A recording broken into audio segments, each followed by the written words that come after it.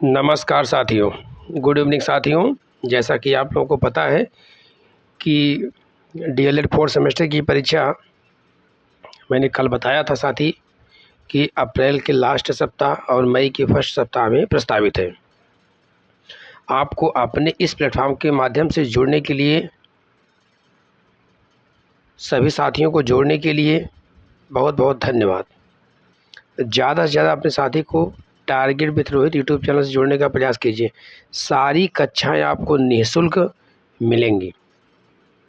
आज हमारा जो है उसी कड़ी में अगला टॉपिक है वर्ण। वर्ण का अर्थ है भाषा की सबसे छोटी इकाई ध्वनि को क्या बोलते हैं? वर्ण कहते हैं, जिसे और छोटे भागों में विभाजित नहीं किया जा सकता है। इसको और छोटे भागों में विभाजित नहीं किया जा सकता है। देखिए उदाहरण देखिए, आ ई का ख ग आदि etc ये सब क्या है? वर्ण है। इन सभी वर्णों के समूह को क्या कहते हैं? वर्णमाला कहते हैं। क्या कहते हैं? वर्णमाला। जैसे आप लोग जानते हैं एक माली जो है अनेक प्रकार की फूलों को एक धागे से गूंथ करके क्या बनाता है? एक माला बना लेता है। वैसे ही समझ लीजिए हिंदी में अनेक वर्णों को साथ में अगर मिला करके लिखा जाता है तो क्या है? यह वर्णमाला तैयार हो जाती है। जैसे आ ई उ ऐसे etc का खा गा घा इत्यादि, ये सब क्या है? वर्ण के समूह को क्या बोलते हैं? वर्णमाला कहते हैं। वर्ण के प्रकार, हिंदी वर्ण दो प्रकार के होते हैं। कितने होते हैं? दो प्रकार के। स्वर और व्यंजन क्या होते हैं? स्वर और व्यंजन जिन वर्णों का उच्चारण स्वतंत्र रूप से बिना किसी अन्य वर्ण की सहायता से होता है उन्हें स्वर कहते हैं। उदाहरण आ ई उ ए ऐ ओ औ। मतलब आपका स्वर कितना हुआ? स्वरों की संख्या हमारी क्या है? 10 है। क्या है? 10। व्यंजन जिन वर्णों का उच्चारण स्वरों की सहायता से होता है उन्हें व्यंजन कहते हैं। उन्हें क्या कहते हैं? व्यंजन। जैसे का बोलने के लिए हमें स्वर की आवश्यकता पड़ती है, स्वर की सहायता लेनी पड़ती है। का खा गा घा चा छा जा झा इया टाठा डाठा डा ताथा दाथा ना पाफा वफा यारा लावा, इन सब देखिए व्यंजनों को बोलने के लिए हमें स्वरों की आवश्यकता पड़ती है। ठीक है, अब चलते हैं आगे। स्वर का अर्थ क्या है? स्वर का अर्थ है जिन वर्णों का उच्चारण स्वतंत्र रूप से किया जा सकता है उन्हें क्या कहते हैं? स्वर कहते हैं। हिंदी के मुख्य स्वर, हिंदी के क्या है? मुख्य। हिंदी में जो मुख्य स्वर हैं साथी, वह जो है यही मैंने अभी आपको बताया कि इनकी संख्या कितनी है? 10 है। 2 4 6 8 10, कितनी संख्या है इनकी? 10 है। स्वर के भेद, आइए स्वर के भेद समझिए। स्वर के भेद में स्वरों को मुख्य रूप से 3 भागों में बांटा जाता है। स्वरों को मुख्य रूप से कितने भागों में बांटा गया है? 3 भागों में क्या किया गया है?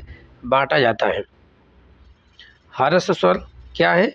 हरस्व स्वर जिन स्वरों के उच्चारण स्थान में क्या हो कम समय लगता है उन्हें क्या बोलते हैं? हरस्व।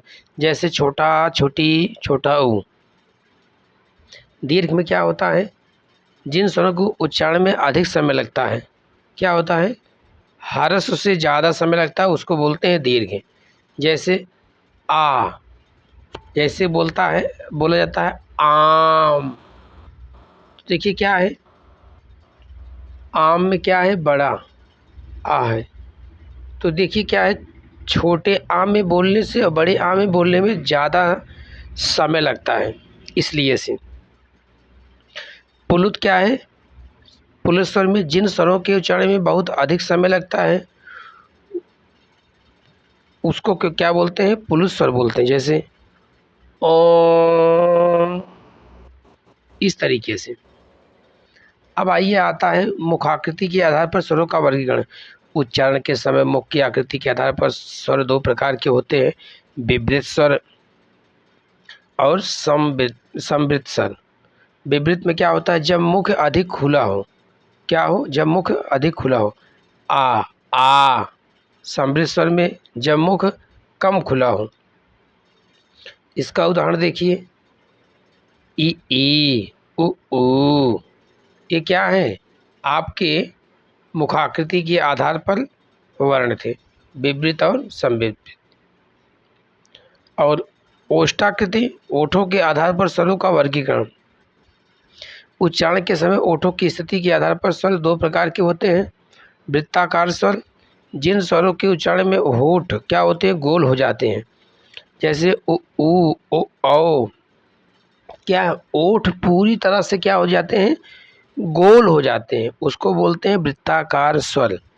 आवृत्ताकार स्वर क्या है, जिन स्वरों के उच्चारण में ओठ गोल नहीं होते हैं, क्या होते हैं, ओठ गोल नहीं होते हैं, जैसे आ ई ए।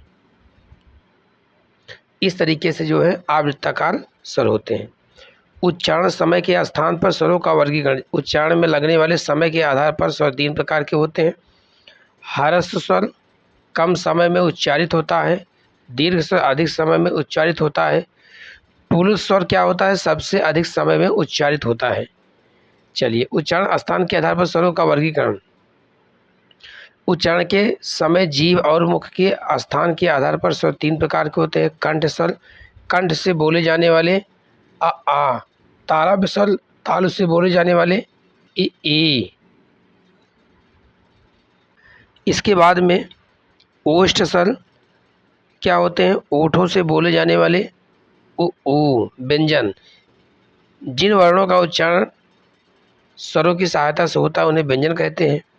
यह मैंने आपको बता दिया, काखा गाघा अंगा चाचा झाइया टाठा डाढ़ा ताथा धना पाफा भम्बा यारा लवसा, ये सब क्या है, व्यंजन है।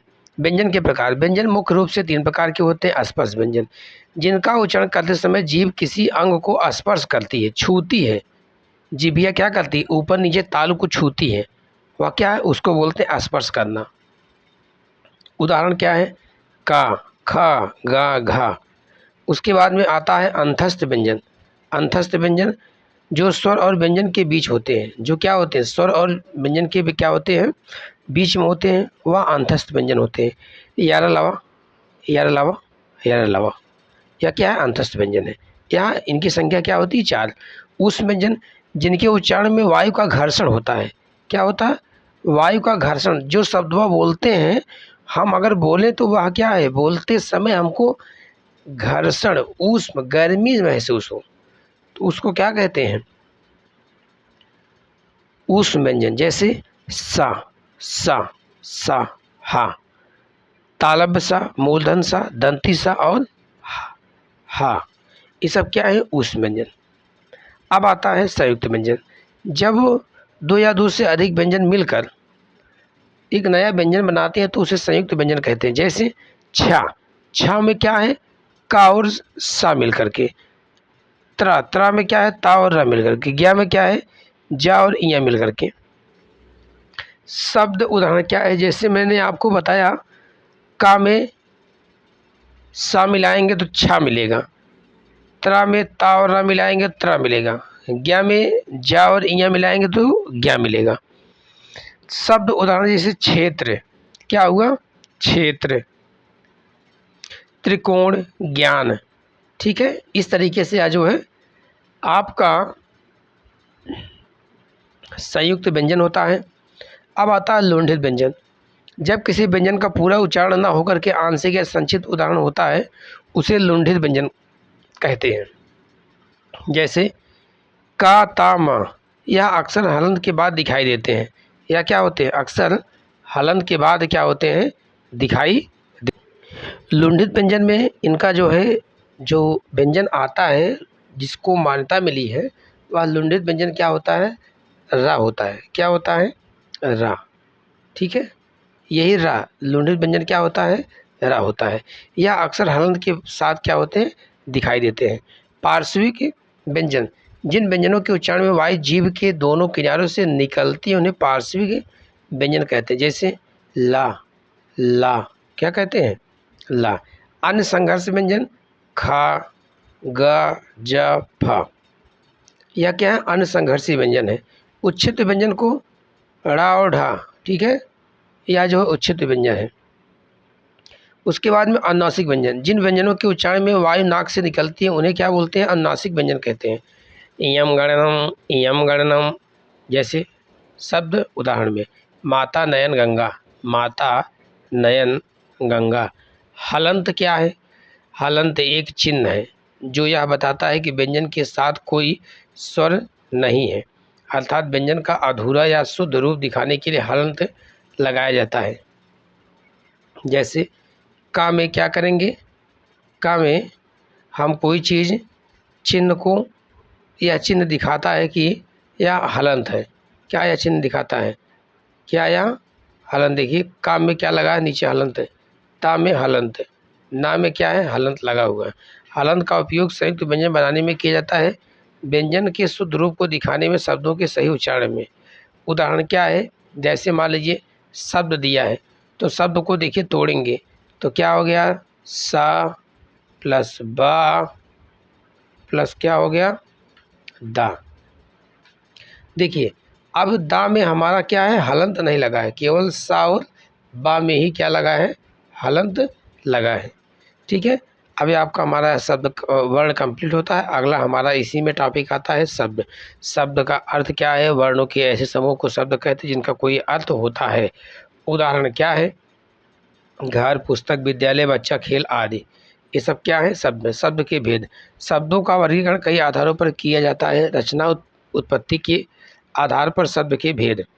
इस आधार पर शब्द तीन प्रकार के होते हैं। ऋण शब्द, क्या है, ऋण शब्द, ऐसे शब्द जिनका कोई अलग अर्थ नहीं निकाला जा सकता है। उदाहरण जैसे घर, जल, हाथ, पैर, ये सब क्या है, ऋण शब्द, इसका कोई अलग अर्थ निकलवे नहीं करेगा। यौगिक शब्द में क्या है, दो या दो से अधिक शब्दों के मेल से बने शब्द क्या है, ये सब क्या है, यौगिक है। जैसे विद्यालय, विद्या धन आलय, राजपुत्र, राजधन पुत्र। योग ऋण, ऐसे शब्द जिनका कोई सामान्य अर्थ अलग होता है, जिनका सामान्य अर्थ क्या होता है, अलग होता है, लेकिन विशेष अर्थ में प्रयोग होते हैं। यह क्या होते हैं, विशेष। जैसे पंकज, पंकज कहने से कमल की उत्पत्ति हो रही है। अब कमल खिले कहाँ भैया, कीचड़ में खिलेगा ना, कीचड़ में जन्म लेने वाला क्या होगा, अब कमल होगा। प्रयोग या विकार के आधार पर शब्द के भेद, प्रयोग व विकार के आधार पर शब्द के भेद। इस आधार पर शब्द दो प्रकार के होते हैं। विकारी, जिन शब्दों का रूप, लिंग, वचन, काल आदि के अनुसार बदल जाता है उसे क्या बोलते हैं, उसको बोलते हैं विकारी शब्द। क्या कहते हैं, विकारी। जैसे क्या है, संज्ञा, सर्वनाम, विशेषण, क्रिया, ये सब क्या है, विकारी। शुरू के जो चार हैं वो क्या हैं, विकारी शब्द हैं। संज्ञा, संज्ञा के बाद में सर्वनाम, सर्वनाम, उसके बाद में विशेषण, क्या है, विशेषण, उसके बाद में क्या है, क्रिया। ये सब क्या है हमारे, ये सब हमारे क्या है, विकारी शब्द। अविकारी, जिन शब्दों का रूप कभी बदलवे नहीं करता है। जैसे क्या है, अव्यय, जिनका रूप नहीं बदलता है वह क्या, अविकारी है, अव्यय। और लेकिन, इसलिए यहाँ उत्पत्ति के आधार पर शब्द के भेद, उत्पत्ति के आधार पर शब्द के भेद। तो इस आधार पर शब्द चार प्रकार के होते हैं। तत्सम शब्द, जो शब्द संस्कृत में बिना बदले हिंदी में आए, जो शब्द बिना संस्कृत में बदले हिंदी में आ जाए, जैसे क्या है, वो तत्सम है। वे क्या है, वे क्या है, तत्सम। जो शब्द संस्कृत से बिना बदले हिंदी में आए, मतलब वो हूबहू संस्कृत में ही रहे। सूर्य, अग्नि, विद्या, तद्भव शब्द जो सब संस्कृत में बदलकर बने हैं। जैसे सूर्य को क्या है, हम सूरज कहेंगे, सूरज क्या है, तद्भव, क्या है, तद्भव। आग क्या है, तद्भव, लेकिन यही सूर्य और अग्नि क्या है, तत्सम है। देशज शब्द जो शब्द स्थानीय बोलियों से बने होते हैं, स्थानीय बोलियों से बने होते हैं, जैसे खटिया, देशज, खटिया, लोटा, पगड़ी, फुनगी, मनसेधु, ठीक है, भतार, ये सब शब्द क्या हैं, देशज हैं, क्या है, देश शब्द है। उसके बाद में विदेशी शब्द क्या है? विदेशी, जो शब्द दूसरी भाषाओं से हिंदी में आए, उदाहरण स्कूल, रेल, किताब, अफसर, ये सब क्या है? विदेशी शब्द हैं। क्या है? विदेशी शब्द। द्विसंकर शब्द, जब दो अलग अलग भाषाओं के शब्द मिलकर नया शब्द बनाते हैं तो उसे द्विसंकर शब्द कहते हैं। जैसे रेलगाड़ी, डाकघर, क्या है? रेलगाड़ी। रेल क्या है? अंग्रेजी शब्द है। गाड़ी क्या है? हिंदी है। डाक क्या है? अंग्रेजी है। घर क्या है? हिंदी है। तो डाकघर या दो शब्दों से मिलकर बना है, उसको द्विसंकर शब्द कहेंगे। हिंदी और अंग्रेजी में, मतलब अलग अलग भाषा से मिलकर बने हुए हैं। अनुकरणात्मक शब्द, जो शब्द प्राकृतिक ध्वनियों को नकल करके बनते हैं उन्हें क्या है? अनुकरणात्मक शब्द कहते हैं। जैसे खटखट, क्या है? खटखट, टन टन, छप छप, भिन भन, भिन भिन, भन भन, छन छन, पन पन, ये सब क्या है? अनुकरणात्मक शब्द हैं। अब हमारा आता है वाक्य। वाक्य का अर्थ, ऐसे शब्दों के समूह को वाक्य कहते हैं जिससे पूर्ण और अर्थ स्पष्ट निकलता है। जैसे कहते हैं कि राम विद्यालय जाता है। कहाँ जाता है? विद्यालय जाता है। बच्चा खेल रहा है। बच्चा क्या कर रहा है? खेल रहा है। एक शब्द निकल रहा है भैया। क्या निकल रहा है? एक क्या है? शब्द निकल रहा है। पूर्ण और अर्थ स्पष्ट निकल रहा है ना भैया। बच्चा क्या कर रहा है? खेल रहा है। बच्चा कहाँ जा रहा है? राम कहाँ जा रहा है? स्कूल जा रहा है, विद्यालय जा रहा है। तो यहाँ शब्द मिलकर एक पूरा अर्थ दे रहे हैं, इसलिए ये क्या है? वाक्य है। वाक्य के अंश, वाक्य के मुख्य तीन अंश होते हैं। कर्ता, जो कार्य करता है उसे कर्ता कहते हैं। राम पढ़ता है, क्या है? राम पढ़ता है। यहाँ राम क्या है? करता है, क्रिया। जिस कार्य को किया जाता है उसे क्या कहते हैं? क्रिया कहते हैं। उदाहरण, राम पढ़ता है, यहाँ पढ़ता है, यह क्या है? क्रिया है। यह क्या है? क्रिया है, कर्म। जिस पर कार्य का प्रभाव पड़ता है उसे क्या कहते हैं? उसको कहते हैं कर्म। जिस पर कार्य का प्रभाव पड़ता है उसे क्या कहते हैं? कर्म। राम पुस्तक पढ़ता है, यहाँ पुस्तक क्या है? कर्म। वाक्य के प्रकार, वाक्यों का वर्गीकरण कई आधारों पर किया जाता है। बनावट, व्याकरणिक दृष्टि के आधार पर वाक्य के प्रकार। इस आधार पर वाक्य तीन प्रकार के होते हैं। क्या होते हैं? वाक्य तीन प्रकार के होते हैं। आइए सुनिए एक एक करके। सरल वाक्य, जिस वाक्य में एक ही कर्ता और एक ही क्रिया होती है, जिसमें एक कर्ता और एक क्रिया हुई, वो का है? सरल हुई। जैसे राम खेलता है तो राम क्या है? एक कर्ता है और एक क्रिया भी है। यह क्या है? सरल वाक्य। जिसमें एक कर्ता और एक क्रिया हो वह सरल वाक्य है। संयुक्त, जिस वाक्य में दो या दो से अधिक वाक्य जुड़े होते हैं। जैसे राम पढ़ता है, पढ़ने की क्रिया है, और श्याम क्या है? खेलता है। ठीक है, राम पढ़ता है और श्याम खेलता है। यह क्या है? संयुक्त है, क्योंकि इसके बीच में क्या लग गया? और शब्द जोड़ने वाला शब्द लग गया है। चलिए मिश्र को देखिए। जिस वाक्य में एक मुख्य वाक्य और एक या अधिक आश्रित वाक्य होते हैं। तो उदाहरण में क्या है? जो लड़का खेल रहा है वह मेरा भाई है। जो लड़का खेल रहा है वह क्या है? मेरा भाई है। अर्थ के आधार पर वाक्य के प्रकार, इस आधार पर वाक्य कई प्रकार के होते हैं। विधानवाचक वाक्य, जिसमें कोई सामान्य कथन किया जाए। उदाहरण, राम विद्यालय जाता है। क्या है? राम विद्यालय जाता है। निषेधवाचक वाक्य, जिसमें किसी कार्य के न होने का भाव हो। जिसमें किसी कार्य के न होने का भाव होता है। उदाहरण, राम विद्यालय नहीं जाता है। यह क्या है? निगेटिव वाक्य, निगेटिव सेंटेंस है। प्रश्नवाचक वाक्य, जिसमें प्रश्न पूछा जाए। वह क्या है? क्या तुम विद्यालय जा रहे हो? तो यह क्या है? पूछा जा रहा है। उसके बाद में आज्ञावाचक वाक्य, जिसमें आदेश या निवेदन हो। जिसमें क्या हो? आदेश या निवेदन हो। उदाहरण, यहाँ आओ। विस्मयवाचक वाक्य, क्या है? विस्मयवाचक वाक्य, जिसमें आश्चर्य, प्रसन्नता या दुख व्यक्त किया जाता है। वाह कितना सुंदर दृश्य है। वाह, अरे। तो क्या है? विस्मयवाचक शब्द है। मतलब जिसमें आश्चर्य, प्रसन्नता या दुख व्यक्त किया जाता है उसको क्या बोलते हैं? विस्मयवाचक वाक्य। इच्छावाचक वाक्य में इसमें इच्छा प्रकट होती। उदाहरण जैसे क्या है? भगवान तुम्हें सफलता दे। क्या है? भगवान तुम्हें सफलता दे। उनकी इच्छा है कि भगवान तुम्हें सफलता दे। क्रिया के आधार पर वाक्य के प्रकार, क्रिया की स्थिति के आधार पर वाक्य दो प्रकार के होते हैं। कर्तृवाच्य जिसमें कर्ता मुख्य होता है, जिसमें क्या हो, कर्ता मुख्य होता है। उसके बाद में कर्तृवाच्य में उदाहरण देखिए, राम पुस्तक पढ़ता है, क्या है, राम पुस्तक पढ़ता है। कर्मवाच्य में जिसमें कर्म क्या होता है, मुख्य, मतलब कर्मवाच्य में कर्म मुख्य होता है, क्या होता है, कर्म क्या होता है, मुख्य होता है। और कर्तृवाच्य में क्या होता है, कर्ता क्या होता है, कर्ता मुख्य होता है। ठीक है। उसके बाद में इसमें राम पुस्तक मतलब पुस्तक राम द्वारा पढ़ी जाती है, कर्मवाच्य में पुस्तक जो है राम के द्वारा क्या होती है, पढ़ी जाती है। साहित्यिक दृष्टि से वाक्य के प्रकार, साहित्य में वाक्य की शैली के आधार पर वाक्य दो प्रकार के माने जाते हैं। गद्यात्मक वाक्य जो गद्य वाले होते हैं, जो सामान्य भाषा में लिखे जाते हैं, जो क्या होते हैं, सामान्य भाषा में लिखे जाते हैं। गद्य क्या होता है, गद्य, और क्या होता है, पद्य। तो गद्य को हम गा करके नहीं लिख सकते, नहीं पढ़ सकते हैं, ठीक है, इसको हम सामान्य भाषा में बोल करके लिख सकते हैं, पढ़ सकते हैं। पद्य को हम गा करके पढ़ सकते हैं, जिसमें लय, तुक, बंध, छंद आदि का प्रयोग होता है, वह क्या होता है, पद्य होता है। गद्य में न तो लय, न तुक, न छंद, न बद्ध, किसी का प्रयोग नहीं होता है, वह क्या होता है, गद्य होता है। गद्य को गाया नहीं जा सकता है, पद्य को गाया जा सकता है।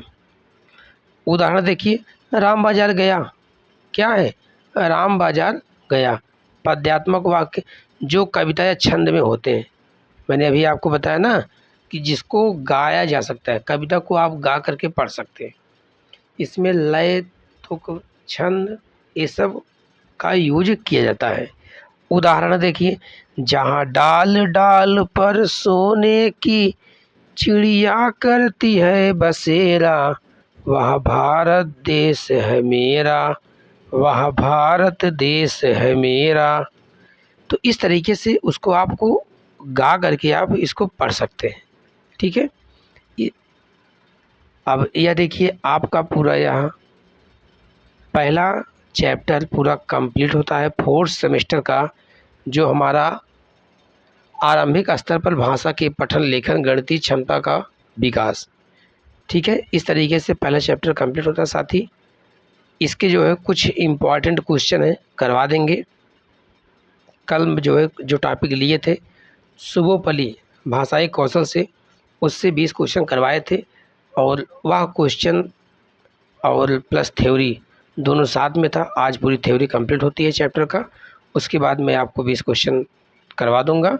ठीक है साथी, बहुत बहुत धन्यवाद। All the best. जय हिंद, जय भारत। ऐसे ही अपने दोस्तों तक शेयर करते रहिए परीक्षा तक। ठीक है साथी, बहुत बहुत धन्यवाद।